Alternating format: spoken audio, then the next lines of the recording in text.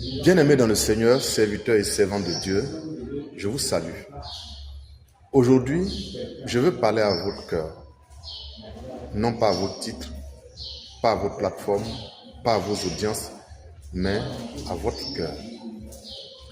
Et nous allons avoir un texte de base qui va être tiré du livre de Jérémie, le chapitre 23, le verset 21.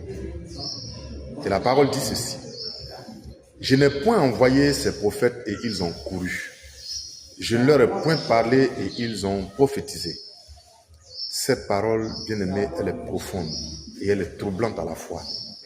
Dieu dit, ils ont couru alors que je ne les ai pas envoyés. Ils ont prophétisé alors que je ne leur ai point parlé.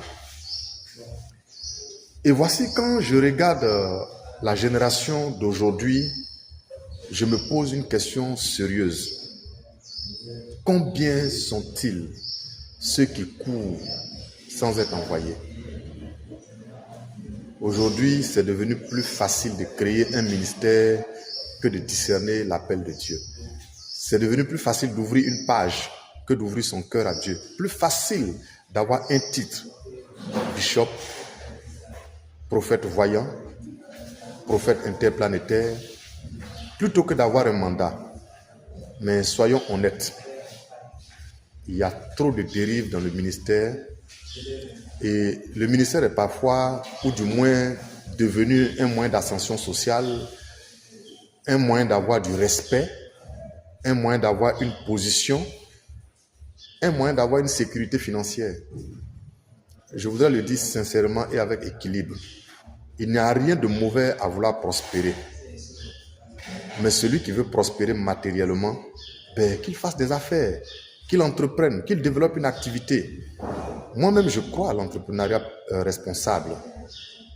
Mais il est bon de le rappeler que nous ne devons pas transformer l'autel de Dieu en stratégie d'enrichissement matériel, en stratégie économique. Le ministère n'est pas une carrière. Le ministère, ce n'est pas une profession. Le ministère ne doit donc pas être pris comme un raccourci vers la fortune. Le ministère, c'est un mandat. Et un mandat, ça se rend. Le prophète va parler encore aussi dans Ésaïe 56, les versets 9 à 12. Il parle des bergers aveugles, de chiens muets, de chiens voraces, insatiables, qui cherchent leur propre intérêt. Remarquez bien où Dieu commence. Il ne commence pas par accuser le peuple, mais il interpelle plutôt les bergers pour leur dire « Attention, vous perdez le peuple ». En effet, quand la motivation du berger est corrompue, le troupeau va souffrir et va s'égarer. Et aujourd'hui, malheureusement, beaucoup ont confondu l'appel et leur ambition personnelle. Oui, l'ambition peut prêcher, l'ambition peut prophétiser, l'ambition peut faire même des miracles. Mais il y a un problème, c'est que l'ambition cherche sa propre gloire et elle veut aller vite. L'ambition, elle ne supporte pas le désert, elle ne supporte pas l'anonymat, elle ne supporte pas de rester sous l'autorité de qui que ce soit. Par contre, l'appel de Dieu, l'appel authentique de Dieu, lui, il accepte le processus. Parce qu'avec Dieu, tout est une question de processus. Permettez-moi de vous donner des indicateurs suivants. Si tu sens que tu es constamment frustré parce qu'un autre serviteur de Dieu progresse et pas toi, il y a un problème. Si tu sens que tu es irrité quand tu n'es pas invité, si tu sens que tu as besoin d'être reconnu par les hommes pour exister, et si tu refuses de rendre des comptes, si tu sens que ce qui est le plus important pour toi, c'est le titre, avant de chercher la transformation intérieure, alors il faut t'arrêter et te poser la question suivante. Suis-je en train de servir Dieu ou alors je sers mon ambition personnelle? Voyez-vous, l'ambition est limite, mais l'appel reçoit. L'ambition entre dans les comparaisons, mais l'appel obéit. L'ambition veut impressionner ceux qui regardent, mais l'appel, lui, veut plaire à Dieu, qui est le seul qui a envoyé. Un véritable appel commence toujours dans le secret, dans le brisement, dans les larmes quelquefois, dans la formation, parce que Dieu, il cache avant d'exposer. Et si tu ne veux pas servir sans être vu, tu n'es pas prêt à être envoyé. Et oui, servir Dieu, laisse-moi te poser cette question à ce propos.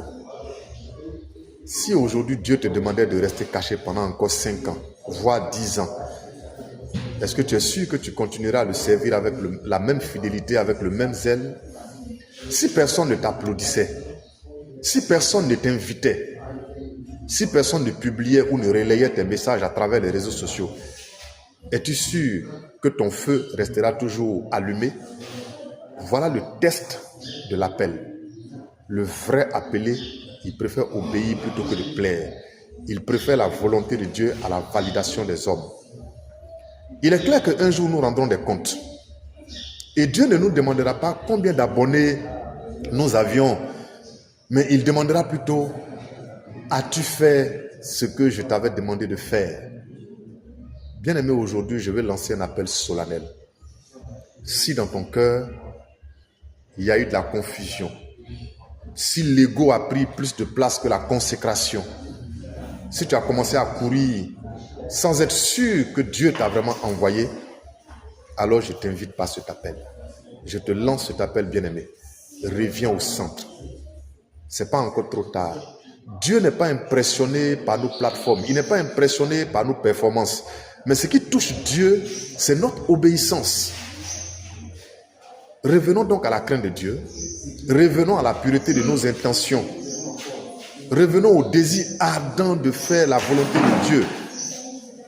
Parce que mieux vaut un petit ministère envoyé et validé par Dieu plutôt que d'un grand ministère, d'une grande plateforme née d'une ambition humaine. Est-ce que tu as compris ceci? Bien-aimé, si tu as eu l'occasion d'entendre cette parole, si tu as eu l'occasion de visionner cette vidéo, je vais t'inviter. Et je sens dans mon esprit que certainement ce message n'est pas une simple exhortation, mais c'est plutôt un avertissement dans l'amour, bien sûr. Parce qu'en ce moment, certainement, le ciel est en train de regarder nos autels que nous sommes. Le ciel est en train de regarder nos ambitions. Il est en train d'examiner nos motivations. Le ciel est en train de sonder nos cœurs. Oui, c'est vrai. Beaucoup ont commencé bien. Mais en chemin, l'orgueil, l'ego, la comparaison s'est glissé, s'est installé. La recherche de l'influence, la recherche pour impressionner, a remplacé la recherche de la présence de Dieu. Et le plus dangereux, c'est qu'on peut continuer de prêcher, prophétiser, faire des miracles, organiser des campagnes, des croisades, tout en ayant quitté le centre de la volonté de Dieu. Oui, on peut être hyper actif. On peut être vraiment hyper actif et perdre l'approbation de celui qui est censé nous avoir envoyés. On peut garder nos plateformes. On peut garder notre audience. Mais on perd la présence de Dieu. On peut garder même les foules, mais on perd la faveur de Dieu. En ce jour, je veux dire à quelqu'un que le Saint-Esprit ne t'appelle pas pour te condamner. Il appelle des cœurs qui sont fatigués de jouer un rôle. Il appelle des serviteurs de Dieu qui sont épuisés par la compétition. Il appelle ceux qui ont confondu la vitesse et l'envoi. Bien-aimé, Dieu est en train de te dire, reviens à la simplicité. Reviens à l'intimité avec lui. Parce qu'il vaut mieux être inconnu des hommes et approuvé du ciel que célébré par toute la terre entière et être inconnu devant Dieu. Bien-aimé, il est encore temps. Il est encore temps que nous respirions. Il est encore temps que nous revenons à une motivation saine de servir Dieu. Si tu entends ces paroles aujourd'hui, ce n'est certainement pas le fruit du hasard. C'est parce que Dieu veut ramener quelqu'un au centre de sa volonté. Ma prière pour toi ce jour, c'est qu'à mesure que tu entends ces paroles, Que l'Éternel assainisse tes motivations, qu'il assainisse tes motivations encore, qu'il assainisse tes motivations et te ramène au centre de sa volonté parfaite, afin qu'un jour, il puisse dire de toi, bon et fidèle serviteur, viens dans la joie de ton Père. Que Dieu te bénisse, qu'il te garde pour sa gloire, pour ton épanouissement, au nom de Jésus. Shalom. Je suis votre frère, votre serviteur Enoch Soro Béni, et je suis là pour te dire que Dieu n'a pas encore fini avec toi. Shalom.